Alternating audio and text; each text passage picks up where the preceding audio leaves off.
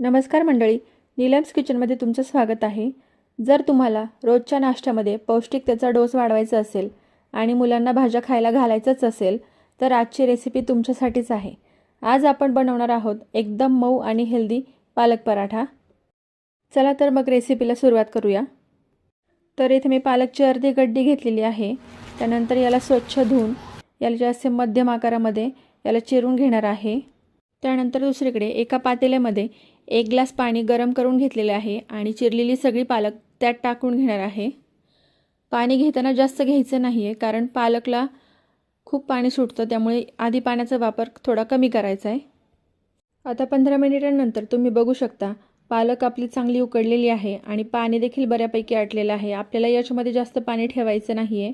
आता ही सगळी पालक एका परातीमध्ये काढून घ्यायची आहे आणि सगळी पाणी पसरवून थंड करून घ्यायची आहेत. तर हे पहा, 15 मिनिटं हाय फ्लेमवरती पालक चांगली उकडते. सगळी पालक मी थंड करून घेतलेली आहे. आता ही पालक मिक्सरच्या भांड्यामध्ये टाकून याची पूर्ण बारीक पेस्ट करून घ्यायची आहे. पेस्ट करताना पाण्याचा वापर अजिबात करायचा नाही आहे. तर हे पहा, अशी पूर्णपणे मी पालक वाटून घेतलेली आहे. आता ही वाटलेली पालक एका परातीमध्ये काढून घेणार आहे. आता याच्यामध्ये लसूण, हिरवी मिरची आणि जिरी वाटून घेतलेली आहे, ते मी 1 चमचा टाकणार आहे. त्यानंतर 1 चमचा ओवा हातावर चोळून घेतलेला आहे, तो टाकलेला आहे. थोडासा हिंग टाकायचा आहे आणि मोठे 2 ते 3 चमचे बेसन पीठ टाकायचं आहे. त्यानंतर 1 चमचा धने पावडर आणि चवीनुसार मीठ टाकायचं आहे. आता या पालकच्या पेस्टमध्ये जितके बसेल तितकंच गव्हाचं पीठ घ्यायचं आहे. एक्स्ट्रा पाणी वगैरे घ्यायचं नाही आहे. या पेस्टला जितकं मळायला लागेल तितकंच गव्हाचं पीठ घेऊन त्याचा एक गोळा तयार करून घ्यायचा आहे. तुम्ही बघू शकता, जितकं याच्यामध्ये गव्हाचं पीठ बसेल तितकंच मी घेतलेलं आहे. एक्स्ट्रा पाण्याचा अजिबात वापर केलेला नाही आहे.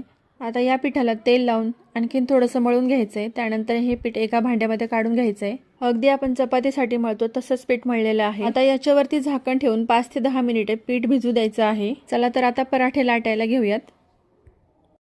सगळ्यात आधी मध्यम आकाराचा एक गोळा चांगला मळून घेतलेला आहे.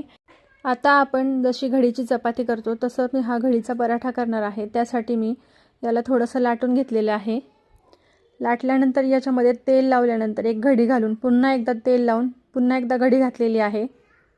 आता याला आपण चपाती लाटतो त्याप्रमाणे लाटून घ्यायचं आहे, पण चपातीपेक्षा अगदी थोडासा जाड ठेवायचा आहे. आता इथे मी तवा आधीच गरम करायला ठेवलेला होता. तवा गरम झालेला आहे. आता त्याच्यावरती तेल टाकून घेऊया आणि पराठा जो आहे तो दोन्ही बाजूने चांगला भाजून घेऊयात. तर मंडळी, तयार आहे आपला गरमागरम आणि पौष्टिक पालक पराठा. बघा किती सुंदर हिरवा कलर आलेला आहे. हा पराठा तुम्ही दही किंवा लोणचं किंवा सॉस सोबत सर्व करू शकता.